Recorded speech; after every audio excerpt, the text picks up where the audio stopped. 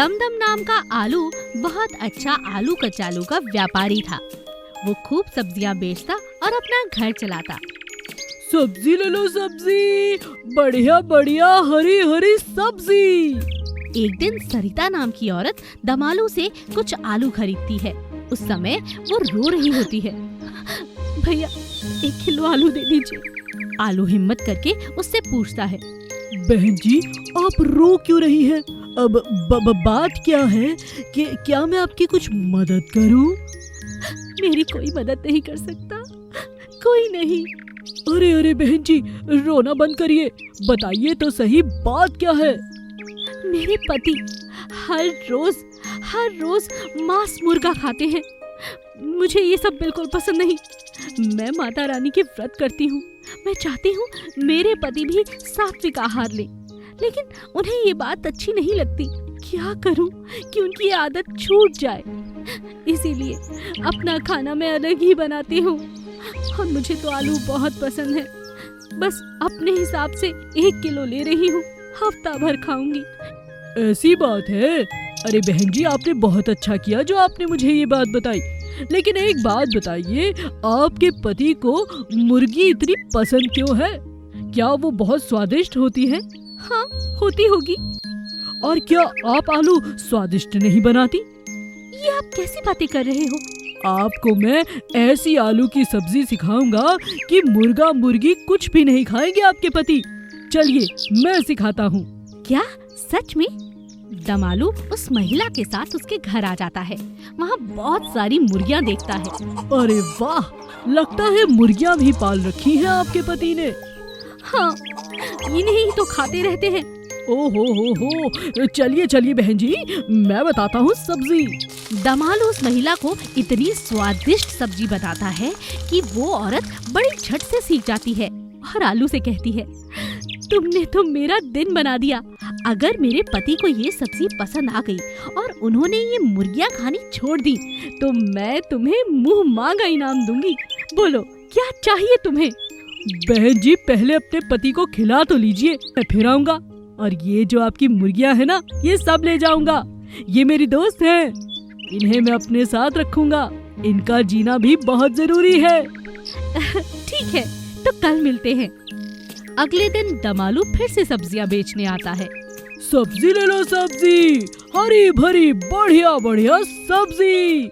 बहन जी कैसी हो आप? तो कुछ बात बनी कल? अरे दमालू भैया आओ आओ अंदर आओ। कल की सब्जी खाकर सच में मेरे पति ने कसम खाई है वो कभी किसी जीव को नहीं खाएंगे। और उन्हें इतनी सब्जी पसंद आई कि अब वो रोज मुझसे वही सब्जी बनवा कर खा रहे हैं। तो आज 1 किलो आलू से काम नहीं चलेगा, मुझे 2 किलो आलू चाहिए। अरे वाह बहन जी, ये हुई ना बात। और मेरा इनाम? हाँ याद है, ये लो तुम्हारी दोस्त मुर्गी, इसे अपने साथ ले जाओ। चलो मुर्गी दोस्त, तुम्हारा जिंदा रहना बहुत जरूरी है। चिड़िया का मिट्टी का अंडा। सर्दियों का समय था। छोटी सी नन्ही चिड़िया ने बहुत से अंडे दिए थे, लेकिन इस समय उसे अपने अंडों की बहुत चिंता थी, क्योंकि सर्दियों के समय पेड़ के सभी पत्ते झड़ जाया करते थे और उसके अंडे हर कोई देख पाता था। उसे डर था कि पिछली बार की तरह इस बार भी कोई और पक्षी उसके ये अंडे न खा जाए। यह बात उसने अपनी दोस्त लोमड़ी से कही। बहन लोमड़ी, तुम कैसी हो? मैं तो ठीक हूँ। क्या बात है, आज तुम्हें मेरी याद कैसे आ गई? बहुत परेशान हूँ। सर्दियाँ आ चुकी हैं, सभी पेड़ों की पत्तियाँ झड़ चुकी हैं। मेरे अंडे साफ तौर पर हर किसी को नजर आ रहे होंगे। मुझे दिन रात चिंता रहती है कहीं कोई मेरे अंडे ना खा ले। तुम तो बहुत समझदार हो, चालाक हो। क्या तुम अपनी कोई ऐसी तरकीब बता सकते हो जिससे कि मेरे अंडे बच जाएं? वाह वाह, तुम्हें मेरा ख्याल इसी तरह से आ गया। चलो कोई बात नहीं, ये तो सब जानते हैं कि मैं बहुत चतुर हूँ, मैं बहुत समझदार हूँ और सबकी मदद करने में हमेशा आगे रहती हूँ। और तुम तो मेरी सहेली हो। तो सुनो मेरी बात, देख रही हो ना कहीं पर भी हरी पत्तियाँ नहीं है? तो चलो उसी रंग का अंडों को कर डालो जिस रंग की ये शाखाएं हैं। मैं कुछ समझी नहीं। अरे अरे, ये भूरे रंग की शाखा है। बस मिट्टी जैसे रंग के रंग दो अपने अंडों को और फिर देखो आसपास मिट्टी लाकर रख दो। किसी को बिल्कुल अंदाजा नहीं होगा कि ये अंडे हैं। ये आइडिया तो सच में मजेदार लगता है। चलो तुम मेरी मदद करो। मुझे पूरी उम्मीद है तुम्हारा ये उपाय बहुत काम आएगा और मेरे अंडे बच जाएंगे। चिड़िया ने लोमड़ी की बात मानकर अंडों को भूरे रंग का रख लिया, आसपास मिट्टी रख दी और इस तरह से बर्ताव करने लगी कि यहाँ पर कोई अंडा है ही नहीं। यूं तो चील हर रोज वहाँ से गुजरती थी, लेकिन उसे भी इस बात की भनक बिल्कुल न लगी कि वहाँ पर चिड़िया के अंडे हैं। लोमड़ी भी आसपास ही घूमती रहती और हमेशा चौकीदारी करती। और एक दिन लोमड़ी ने चिड़िया से कहा, क्यों बहन, क्या हाल है? कैसा चल रहा है हमारा उपाय? तुम्हारा सच में बहुत बहुत शुक्रिया बहन।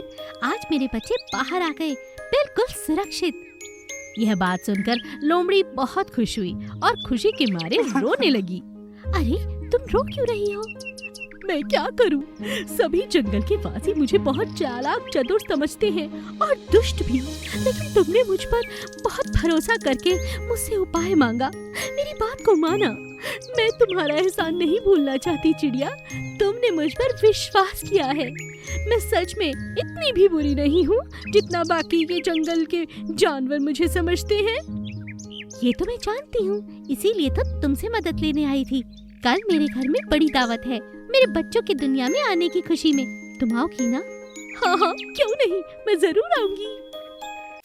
एक दिन राजू को उसकी माँ सोने के लिए कहती है और कहती है, चल बेटा राजू, मैं तुझे अच्छी सी कहानी सुनाऊंगी और फिर तुम्हें बहुत प्यारी और मीठी मीठी नींद आएगी। कल तुम्हारा स्कूल में पहला दिन जो है, समय से जागना, नियम से पढ़ाई करना, ये तुम्हारा उद्देश्य होना चाहिए। ठीक है माँ। राजू अपनी माँ के पास आकर लेट जाता है। उसकी माँ उसे बहुत प्यारी जंगल के जानवरों की कहानी सुनाती है, लेकिन बीच में ही राजू कई सारे सवाल अपनी माँ से करने लगता है। माँ, मुझे ये नहीं समझ आता कि जानवर तो स्कूल नहीं जाते, फिर उन्हें उनकी मम्मी सुबह क्यों उठाती है? बेटा, सुबह नियम से उठना एक अच्छा कार्य है। जानते हो, सुबह सुबह भगवान ने मुर्गी और मुर्गे को इसीलिए बनाया है कि वो मांग दें और हमें जगाएं। वो तुमने सुना नहीं कि मुर्गी कैसे कुकड़ू करती है? हाँ हाँ सुना है, पर मुझे याद नहीं। नहीं सुना? तू तो हमेशा 9 बजे के बाद ही उठता है मेरे राजा बेटा। अब से सुबह जल्दी उठना और फिर धीरे धीरे तुम्हें मुर्गी की कुकड़ू की आवाज आते ही ये लगेगा कि वो तुम्हें उठा रही है।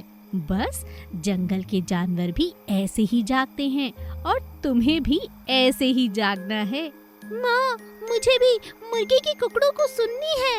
अच्छा, तो ये बात है, बिल्कुल सुनोगे। अब कल से स्कूल जाना है। जीवन में कुछ सीखने की ये पहली शुरुआत है और घर से ही अगर सीखोगे तो जीवन में बहुत आगे जाओगे मेरे बेटे। कल सुबह जैसे ही मुर्गी बांग देगी मैं उठ जाऊंगी और तुम्हें भी उठाऊंगी ताकि तुम भी देख सको कि मुर्गी कैसे बांग देती है और फिर तैयार होकर समय से स्कूल पहुंच जाना। मैडम तुम्हारी बहुत खुश होंगी। ठीक है माँ, तो अब सो जाओ। ठीक है, आगे की कहानी कल सुनाऊंगी। राजू अपनी माँ की बात सुनकर चुपचाप सो जाता है। अगले दिन जैसे ही मुर्गी बांग देती है, सुबह हो गई। अरे, रात को वादा किया था। राजू को उठाती हूँ। राजू बेटा, जल्दी उठो और देखो खिड़की के पास कौन बैठा है। मुर्गी है ना ये माँ? हाँ, और देखो ये क्या कर रही है। कुकड़ू, यानी सुबह हो गई और समय हो गया उठने का, नहाकर भगवान का आशीर्वाद लेने का और स्कूल जाने का। बिल्कुल सही, तो तैयार? तैयार। माँ, हमें भी एक मुर्गी अपने घर में रखनी चाहिए। इतनी दूर से मुर्गी की बांग की आवाज कम आती है। अगर हमारे पास मुर्गी होगी ना तो मैं तुमसे भी पहले उठ जाऊंगा।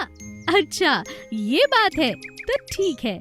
स्कूल से आने के बाद तुम्हें मुर्गी मिल जाएगी। तो चलो अब नहाकर तैयार हो जाते हैं।